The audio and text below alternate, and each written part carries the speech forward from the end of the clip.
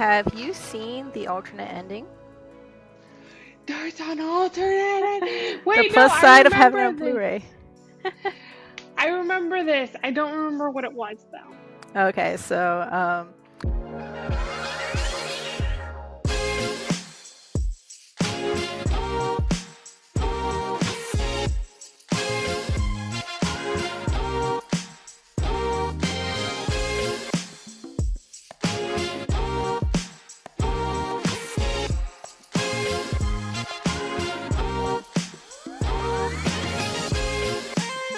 Hi everybody, and welcome back to Hooked on Cinema, where today we will be talking about The Proposal, the movie from 2009, 2009. yeah, 2009. I am Gabby, and this is, T. and we will be your hosts in the discussion of the beautiful rom-com that is Ryan Reynolds. Yes, well, we also crochet stuff. I'm currently working on a medium-sized nesting basket. Last video I had finished a small one, so this one I'm doing the medium-sized one of white and yellow yarn. Sweet. And I will be working on Princess and the Frog's Tiana. This is her head. That's all I got. Sorry, it's just so funny. But it's the little cute type of crochet stuff that a lot of people like nowadays. It's become very popular. If we want to see the final product, it's supposed to look something like that. Oh, see? Be pretty. Just have to make her a nice dress now, right? Yeah, I have to work on her dress part, is the part that I need to work on. That's why I have my white. Nice. So The Proposal. Released in 2009 and by production companies Touchstone Pictures and Mandeville Films. Directed by Anne Fletcher. Written by Peter Chiarelli. I might pronounce that wrong. The main actors are Sandra Bullock as Margaret Tate, Ryan Reynolds as Andrew Paxton, Mary Steenburgen's playing his mom, Grace Paxton, Craig T. Nelson's playing his dad, Joe Paxton, and of course Betty White as Grandma Annie. Betty White! She is awesome in everything. I literally have a note on my notes that just says Betty White. All said. Betty White. Yeah, she just makes every single movie or TV show that she was in. Amazing. Yeah, so the plot of this movie, an editor-in-chief, played by Sandra Bullock, she's about to be deported to Canada because her, visa's up, and she did something for the company. Like, she went somewhere where she wasn't supposed to do while she was in the application process of getting it renewed, and because of that, it was denied. So now she's about to lose her job as well. So that's an interesting thing. It's like this plot wouldn't have worked if she would have been allowed just to work from Canada until her visa stuff got sorted out. But because her bosses said, hey, you can't work for this company if you are not allowed to legally be here. So because of that, she kind of like panicked. Her assistant walked in, played by Ryan Reynolds, and she immediately thought, hey, how about I just marry this guy? And then I'll have every legal right to be in this country and continue having my job. So really, it was a form of self-preservation for her job that she decided to marry her assistant. Yes. And so then they, of course, have to keep up the ruse, and they go to his family because it's Grandma Annie's birthday. And so they're like, well, we'll go there, meet the family, and tell everyone we're getting married. And, he's in it for his own work preservation as well. He's going to, he's pretty much blackmailing her to become an editor. That's his part of the deal for this. Yes, is to become an editor. Which is crazy. Yeah, so how do you think the plot goes for rom-coms? I mean, it's a very rom-com-y plot. It's like preposterous, but yet works somehow. Yeah, it's like you always have the two people in completely opposite situations or something like that, and then they're thrust together, and then in the process they learn to love each other. Yeah, so I found it very interesting. So part of it is that, like, even at the beginning, the way that it's set up is very, like, interesting. I noted it down. So when the movie starts, it starts with seeing both of their mornings. Hmm. So you see her working out, you see him kind of struggling and like, very assistant like I have a boss under me, and she's very like cool, calm, and collected because she's the boss lady. Hmm.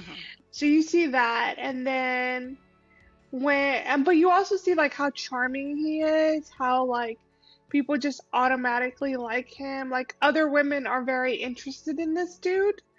Like he's not just like a loser. Like he's just a hardworking human being who happens to have not gotten a break yet. And then in the scene where they go into the office, I love it because I feel like it was not shot for shot, but it was, how can I put this? I think it was highly influenced by The Devil Wears Prada. When that boss person comes in and like everyone's scattering and like, oh my God, and like, they're so very like terrified of her.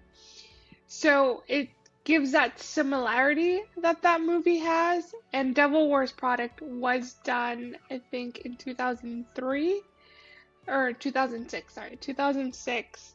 So it is like possible that they saw it and they're like, oh, that's a great, easy way to show her intimidation factor. Well, yeah, it just sets up her character, which to kind of go off of what you were just talking about, I think this movie does one of the best examples I've seen of telling an audience everything they need to know about the main characters within a couple minutes. Because when you are writing a script, you have to describe the character, set up the setting, and everything. Like you have to, it's like two sentences or whatever, and that tells you everything you need to know about the character.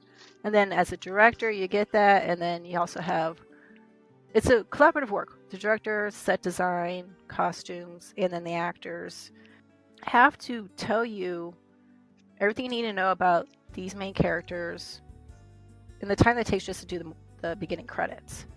So it's not just necessarily what they're doing. Yeah, she's working out, but she's in a really nice location. You can see she has a very nice, clean apartment, and it shows the window outside, and you can see like the skyline of the other building. So you know she's living in a well-off area in a big city. And then she's working out, so then you know, okay, she takes her health seriously. But then she's also reading a manuscript, so then you automatically know she's a workaholic. She's doing that instead of paying attention to the environment playing on the TV in front of her. And then like the rest of her morning, you see like she has a very clean kitchen. She's still reading the manuscript. Again, workaholic, takes her work very seriously. And then when she's on the phone the whole way to work as well. And then of course her dress, what she's dressed in, is very, it just like screams executive and boss. And then with Ryan Reynolds' part, you see him in a brick-walled location. So you know he's in a cheaper area, a little bit of clutter, and then he's having to rush to work because for whatever reason his alarm clock, like the power went out or something. You really get the two different personalities and everything you need to know about these two characters, and just in the beginning credits. And that's something both movies and TV shows have to do. And I don't think people really notice that offhand. It's just kind of subconscious by this point. They just see the image of the person in whatever environment they're in. And that tells them everything they need to know. But they might not be consciously thinking, okay, this person's this person's that. Whereas if you're reading like a book, you can learn about that character throughout the whole book. You can't do that in television and film. Yeah.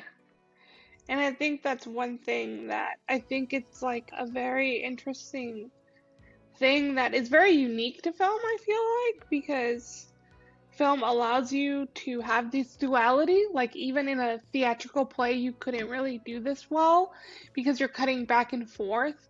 So that editing, even though it feels seamless because they're cutting on action, it's still very like nice of like you never get too much of one person. You're just getting enough to like, it's only the important parts. And then, yeah, you're right. If they had built it up or just kind of done a nonchalant thing and not giving you this environment, then maybe you wouldn't be as invested so quickly. Because, like in books, like you mentioned, you need time and then you get invested. Yeah. And I just think this movie is a really good example of how to set up characters. So great. I love Ryan Reynolds' little scene where Sandra Bullock, I'm gonna call them by their names. They're big enough actors that that's what we're Yes. going with. Sandra Bullock's like, why is whatever asking me to call her? Yeah. It's like, 'cause that was my cup and now it's yours. And she's like, you drink the same drink that I do? Of course, I don't just order the same drink in case yours spills. That's silly. And then, like, I like how she spots the other guy and, like, his In the spilled shirt. Yeah. Yeah, because it also shows, like, how she does notice things. She does notice things about him and knows a lot about him, whether she's, like, cognizant of it or not. It's, like, a little bit of a foreshadowing, I think.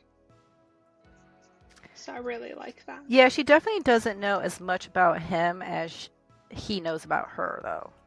Oh, 100%. Yeah, because she's still in her own little world of just doing her job, and she's just so much a workaholic. Yeah. But I do like that it gives some backstory to why she might be that way, because she's been alone since she was 16. Oh, yeah. So I do like that they kind of validate that for her character. She's probably been having to like fight her way up to the top ever since then. So it makes sense why her character is the way she is. And she's used to being alone, not having really any friends, and she just focuses on work. I agree with that.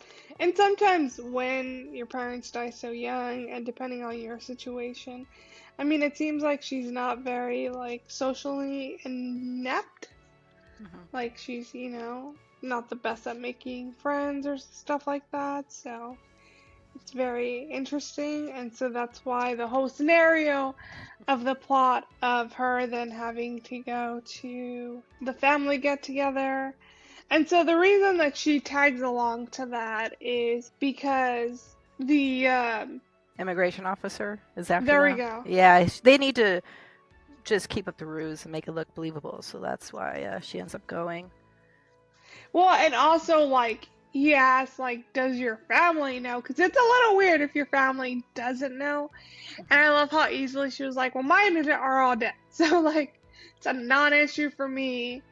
And so then... It's also a non-issue movie-wise, too, because now you don't have to show the other family. You just focus on one family and one location.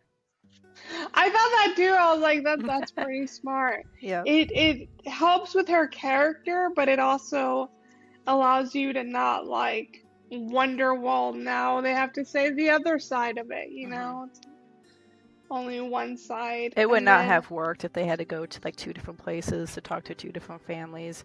I don't think it would have worked at all. Yep, I agree with that. And then I do like the funny proposal. Yeah, making her get down on her knees in the city there. Yep. And then not helping her up was hilarious. Well, yeah, because now at this point he's already, like, kind of blackmailed her to being, wanting him to edit her if this all works out. And so he knows he has some control and power over her now. And he's going to take full advantage of it because she's been treating him like crap for 3 years. No, yeah, it definitely shows the power shift a little bit. And then I do love that. So, okay, The Proposal, I'm not gonna lie, is one of my favorite movies. But looking back at it now, I'm like, it's like The Devil Wears Prada met Crazy Rich Asians in Alaska. And the reason for that is, like, when they go to Alaska, to his hometown, and again, I like that he doesn't tell her. She, again, puts it together by, like, his last name, seeing, like, all the stores have his last name. stuff like that. Now, I do think that they did the pan to his suitcase and his last name more for the audience. I would assume she would know her assistant's last name. Yeah, I think it was for the audience part. So I do think that part. But I do like how when I saw that, I'm like, so he can't be his own editor? Like, he can't create a publishing house? Is that not a thing? And I mean, to be fair, we have to remember that this is back in the day before really Google was such a popular thing and before like the internet is what it is, even though it was only like a decade and a half ago. It still like was so different. But us now in the modern time where we see like how easily it is to self-publish and things like this, it's like my brain just automatically went, dude, you're rich. Be your own editor, like create your own publishing house. I don't Well, know what's the problem. They do justify his thoughts on the money when she asks him about it, because he's like, I'm not rich, my parents are. And then throughout the movie, we see that he and his dad, like immediately once meeting his dad, we see that they have issues and they don't get along. So part of him moving to get away is not just for him to make his own path, but also just to get away from his dad. That's true. That is true. So he wasn't about to go call his dad and be like, hey, I need money to try to make it in this big city. Especially because they have a conversation later on and the dad makes it clear he wants him to take over the family, like fortune, the business. And he doesn't want to. Yeah, but I'm like, there's so many stores. Like, I'm pretty sure you can add another one. I'm not saying make it in New York City. Like, you can make it in Alaska. Well, he might want to get away from there because that was very obviously a small town. Everybody knows everyone. That's true. And so you do get people like his ex-girlfriend that we saw. She is the type that wants to stay in that town. And he's the type that just wants to get out. That's true. These are all fair points.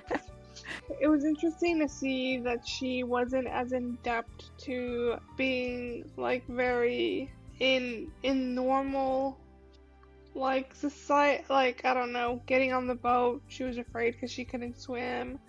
Well, that's part of the comedy part too, is that you put a fish out of water.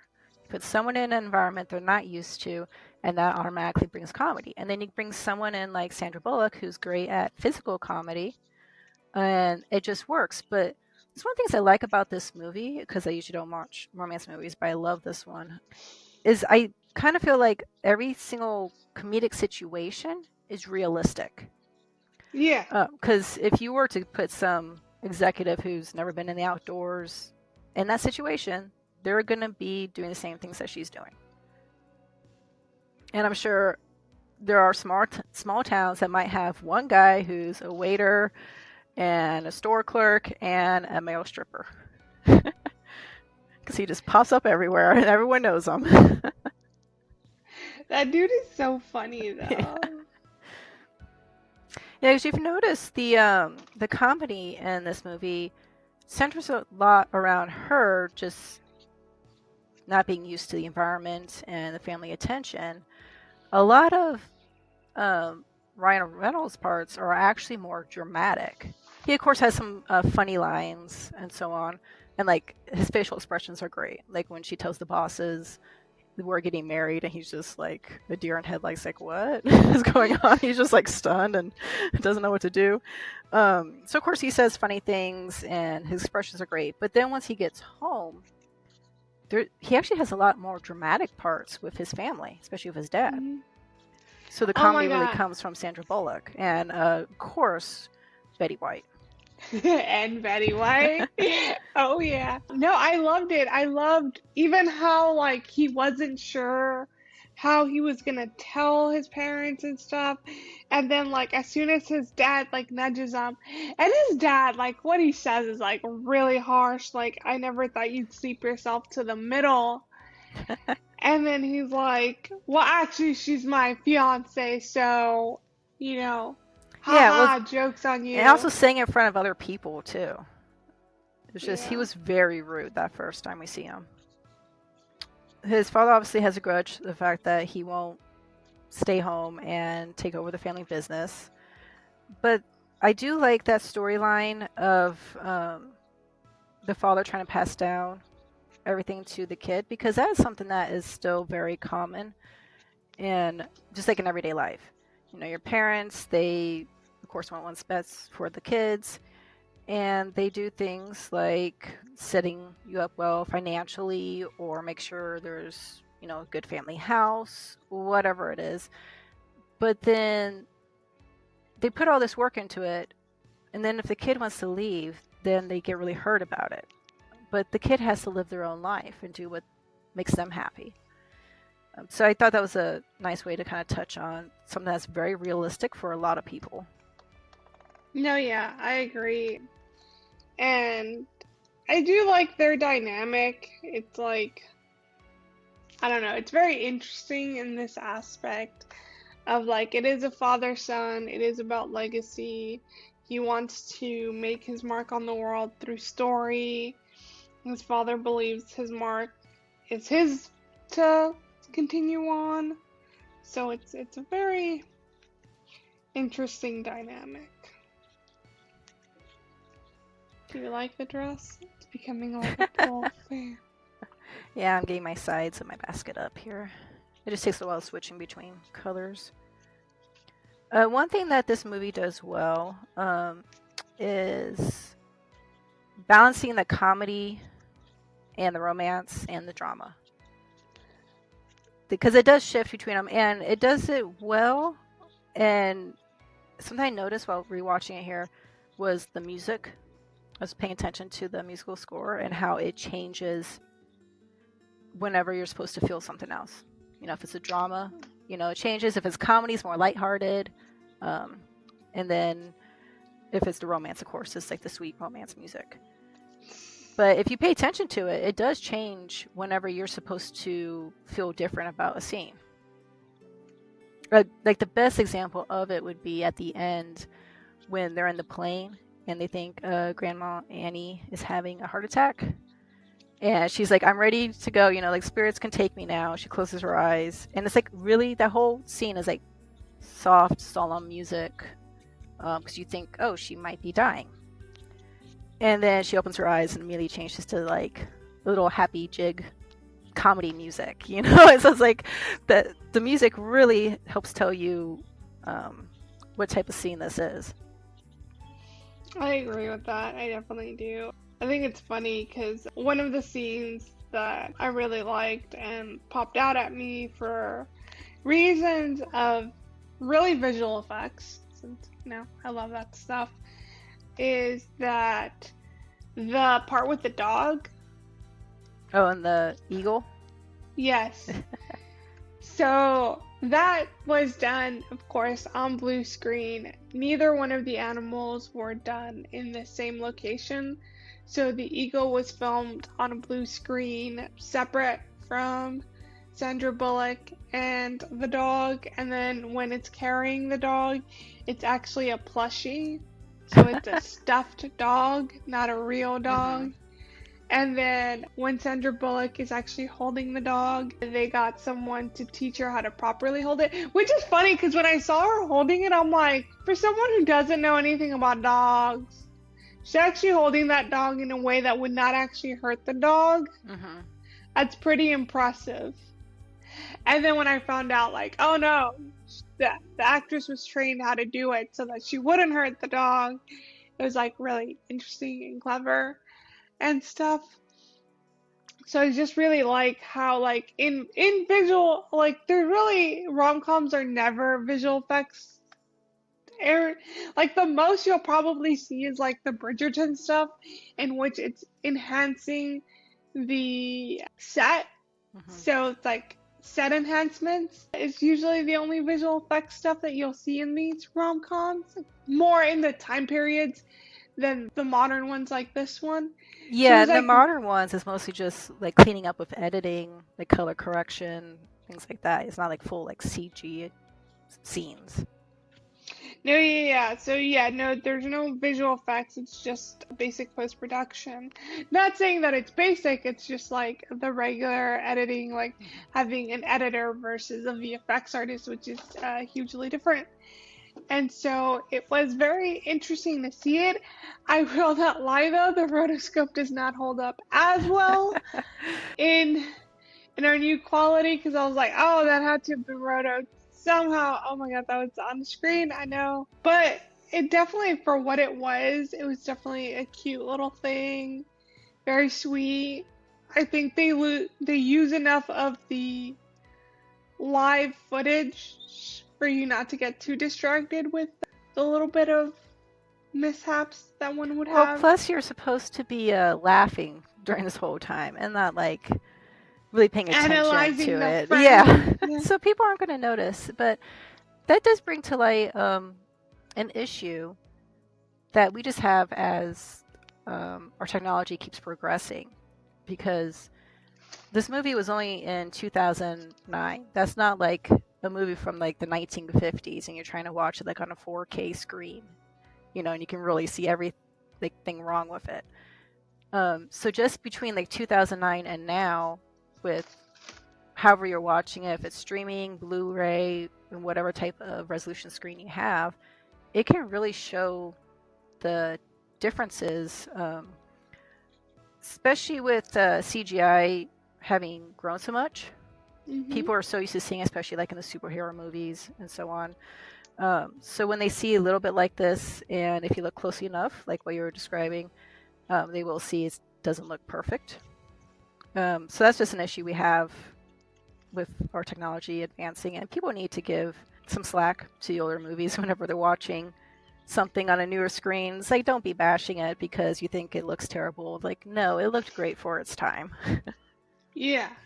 And it's funny because when I first ever saw the proposal, I didn't even think like of the VFX aspect of it. It wasn't till like now that like I saw it, yeah, you're right, on like a nicer screen and stuff, that I was like, oh, that was visual effects. I mean, of course, because animal rights and stuff, but Yeah.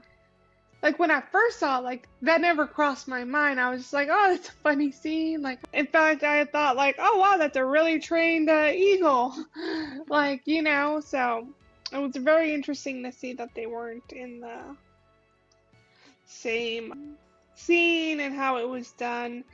But you're right, I think at the time that it was done, because of the quality and stuff, not only is it less noticeable, but yeah, because there's like less pixels and stuff that cameras could take, that like, yeah, it could have looked seamless when it first came out. It could have been like gorgeous.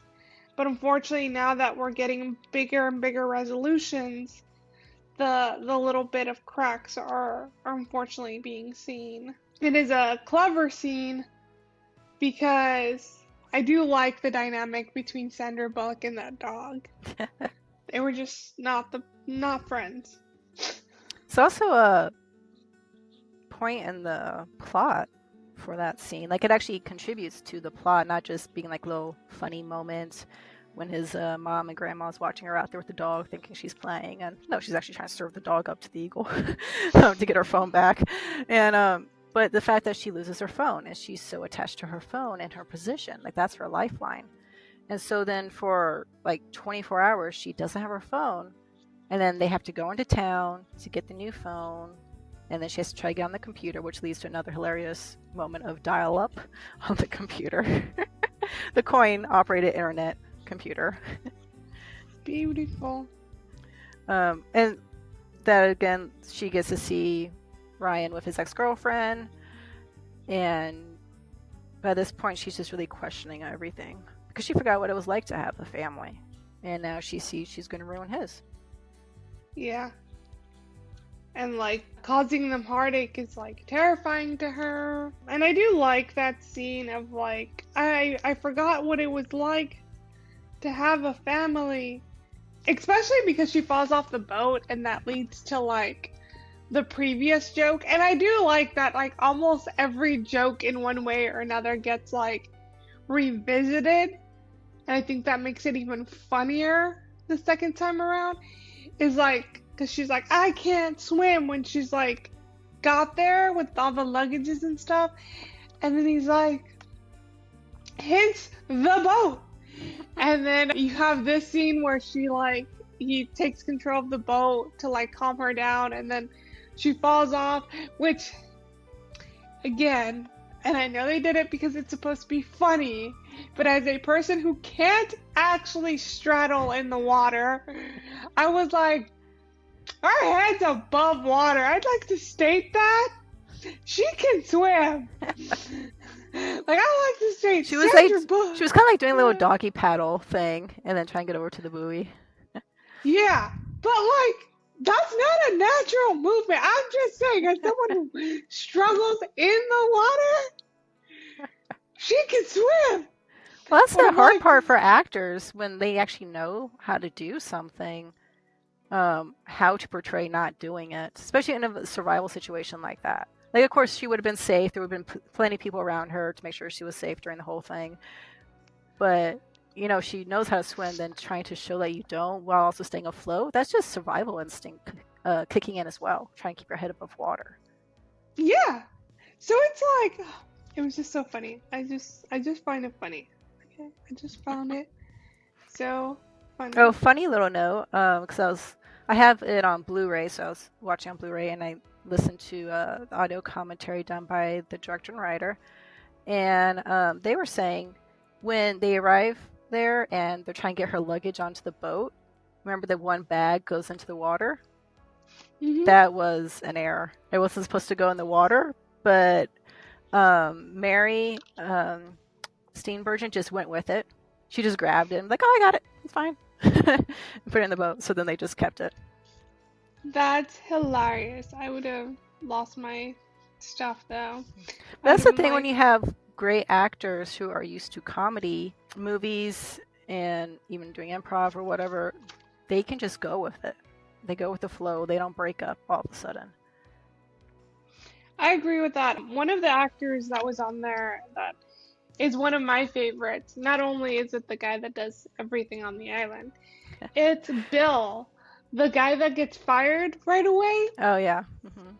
I really like him because he comes out in the internship and he goes toe to toe with, what's his name? Vince Vince Vaughn. Owen. Yeah. Owen Wilson and Vince Vaughn. Mm-hmm. Are in the internship. And so there's a scene in the internship where they're going like at it. So it's that actor and Vincent. And like even Vincent's impressed of like the level that he's able to just like spit back at him. And I'm like, oh my God.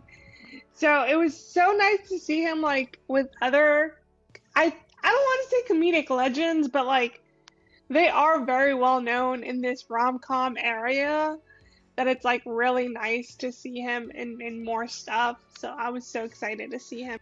Well, yeah, and actually Sandra Bullock hadn't done a rom-com in a while.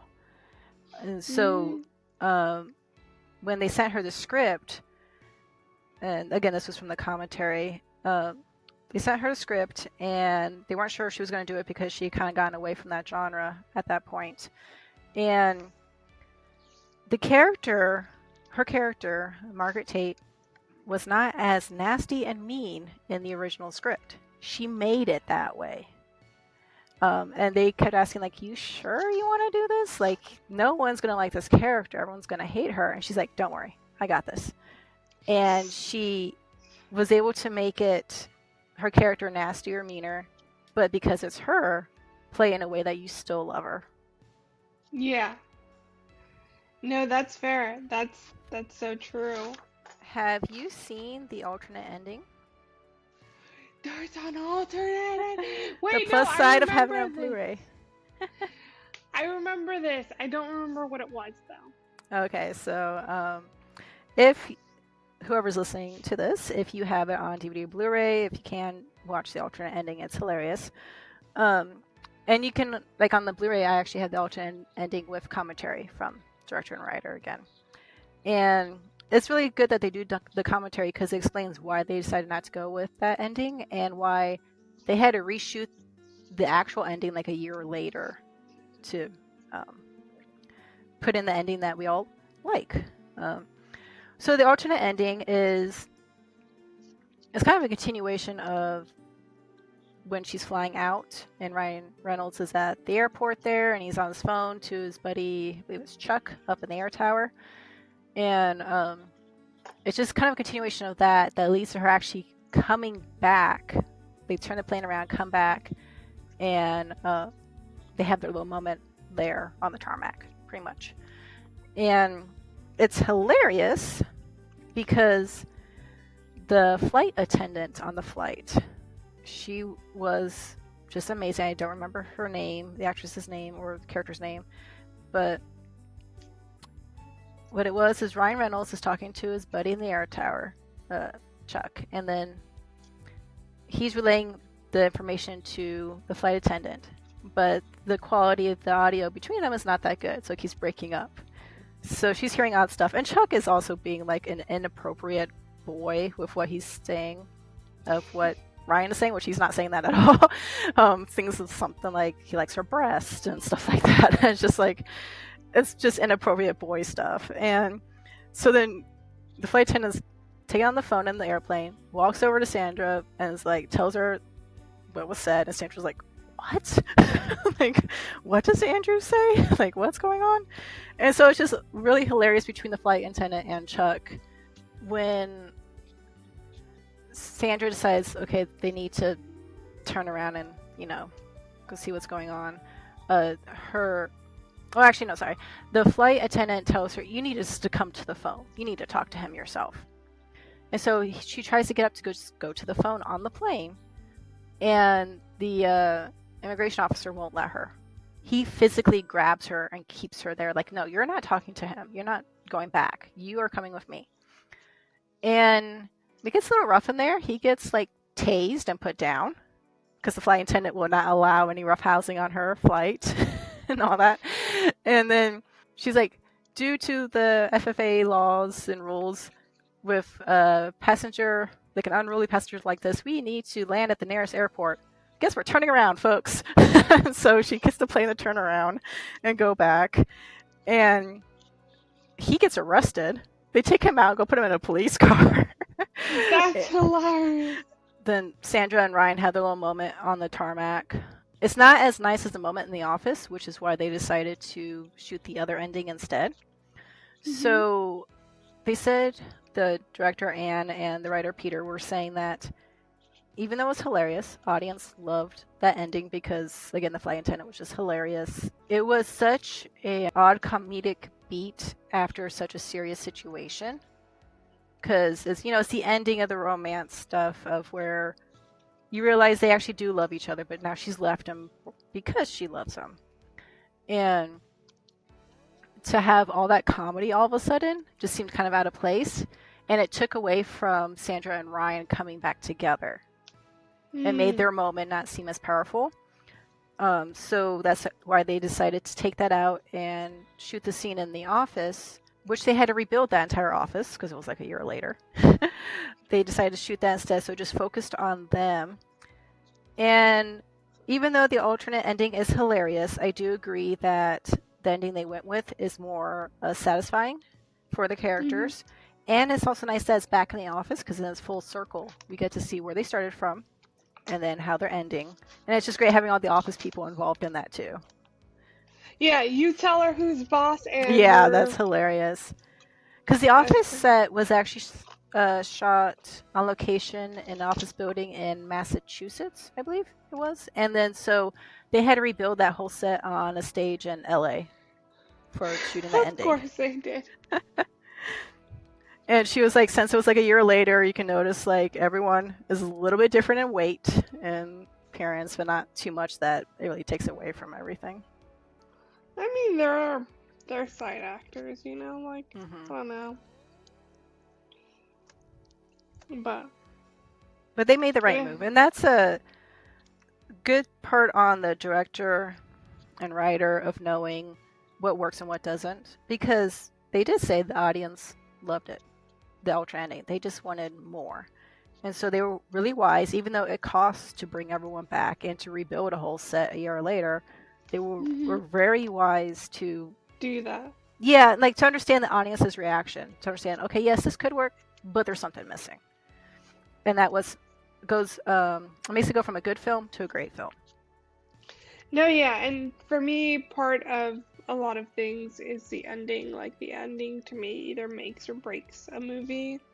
So like it's really great to hear that they like really considered that stuff. So it's really, I don't know, I think it's like one of the better ones of the rom-coms.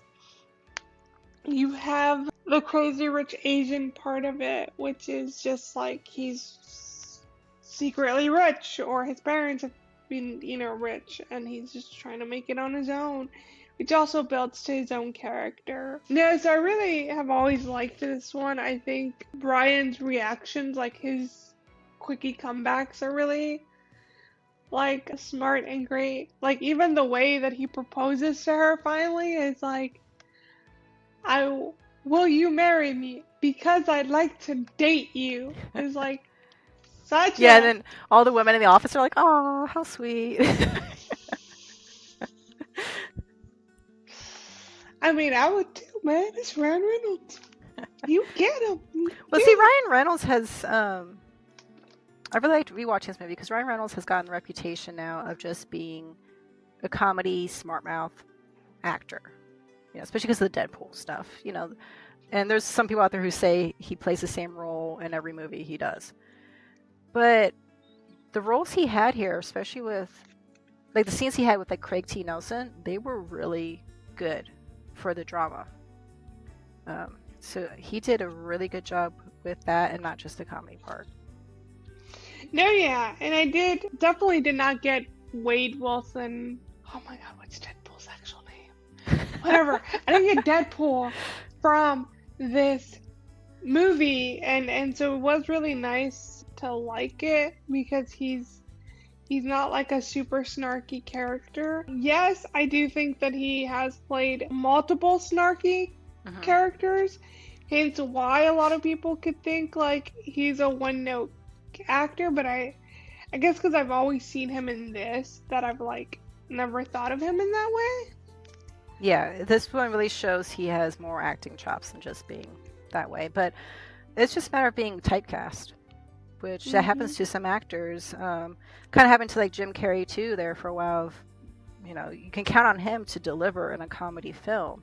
So then when he tried branching out to drama, it didn't always work. Some critics might say it's great, but the fans didn't want to see it. Yeah. And I think Ryan Reynolds is in the same boat of people like the comedy part. Like if he was to do a full-on like drama, I don't know if he actually has. I haven't looked that up, but if he was to do one, I don't think it would be received very well. Yeah.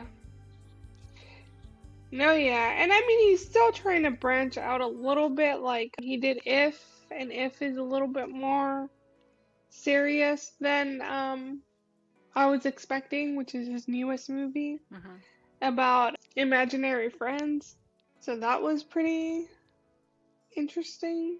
For its title name, it centers around the proposal. It centers, you get the proposal right away. I was actually pretty shocked at how like seamless it went into the plot. So that was really cool. It was interesting though because the actress who's American was playing the Canadian, and the Canadian actor was playing the American. Yeah, So that part was funny too. I was yeah. like, ah, which we only really know because he constantly makes fun of the fact that he's from Canada. Mm-hmm. A movie like this can go so many different ways, especially with setting. Because of course you have the typical big city setting, and you want to take that person who's used to that, put them in a situation where they're not comfortable, and that provides the comedy, which they did by putting her in a small town in Alaska. But they could have chosen so many other options. Like, it could have been like a small town in New Mexico or something. It's just a very different environment compared to the big city New York life. Yeah. Uh, so it was nice that they went with the Alaska part. In the commentary, the writer did say that he had gone up, like at some point in his life, he had visited a small town up there, and so that would Hmm. kind of give him the idea. So when they were doing this movie, they had to send like a second crew to go up and take stock footage of the area Oh, so they could nice. use it.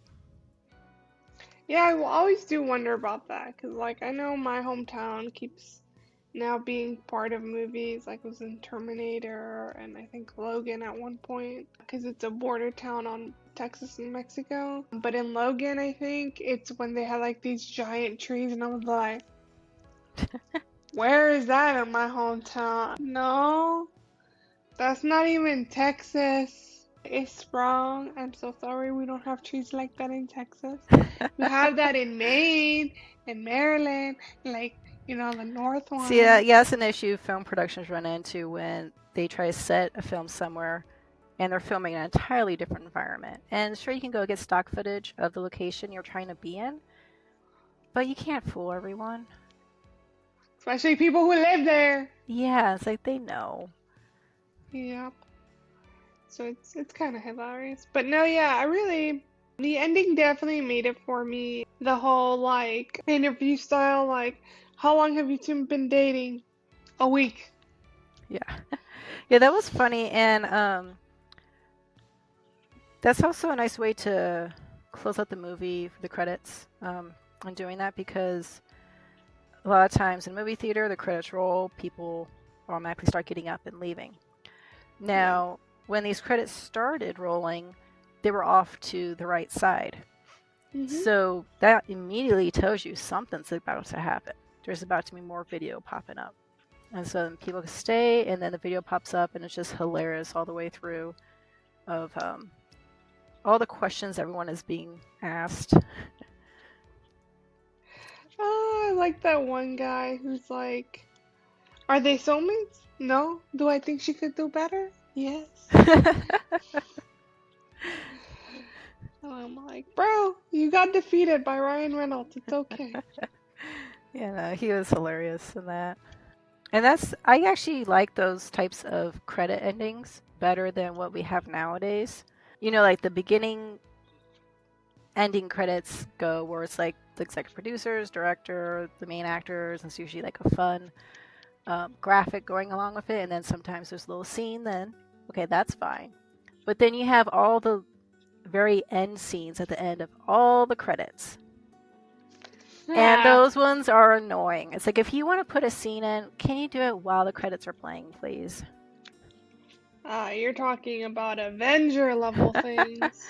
But so many other movies do it now too.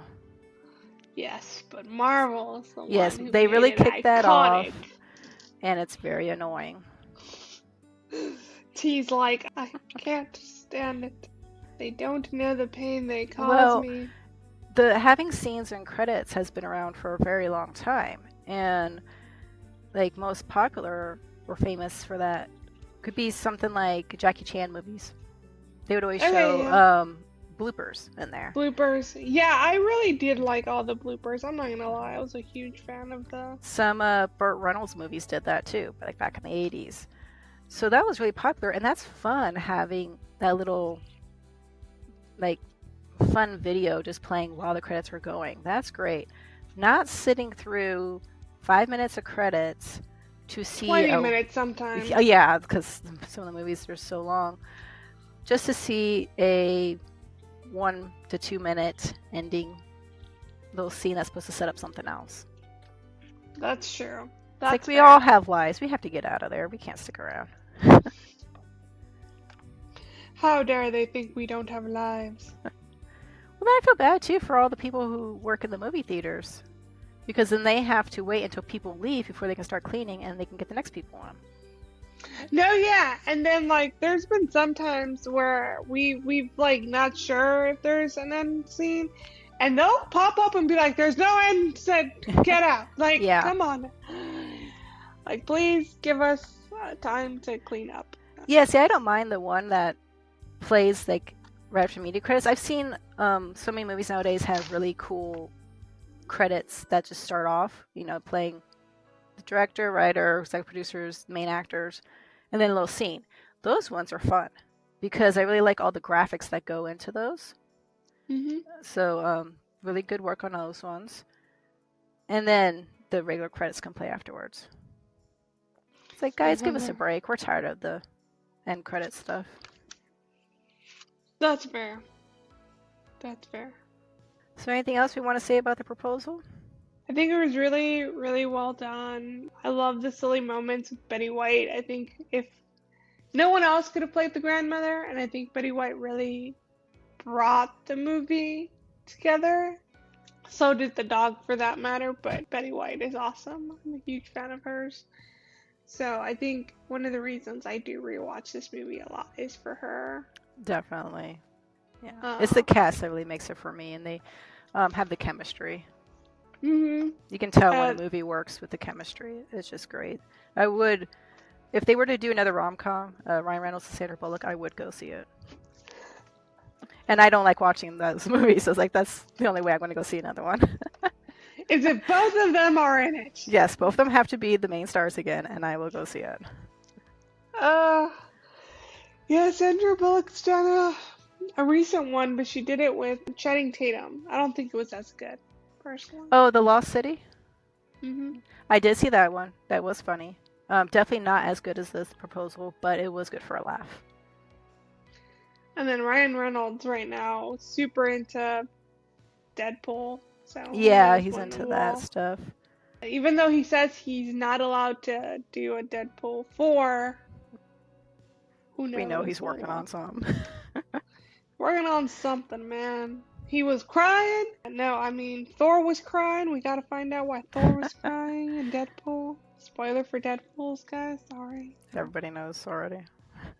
Yeah, right. That's like the most like memed thing ever. But yes, so no, I don't know, this movie just like encapsulates the heart in a fun way, and then it has all this comedicness, and it just I think it's definitely the best rom-com either one of the actors has done. Yeah, I think it touches on what I said earlier about how realistic it is. Because you get some that are just like, they're so full of drama. And it's like, okay, some people do have a lot of drama in their lives, but it's like, girl or guy, you need a good grip, get your drama under control. This was just, everyone had a very realistic role and character. But yeah, no, I love this movie, guys. You should watch it. It makes me wonder if you guys should have the Blu-ray DVD now. I don't have There it. was some nice behind the scenes stuff on it. Like interviews on sets, some little bloopers, and of course the commentaries, and you get the alternate ending on it. It's good. So it's like this is a movie you want to keep rewatching. So I recommend buying it on Blu-ray.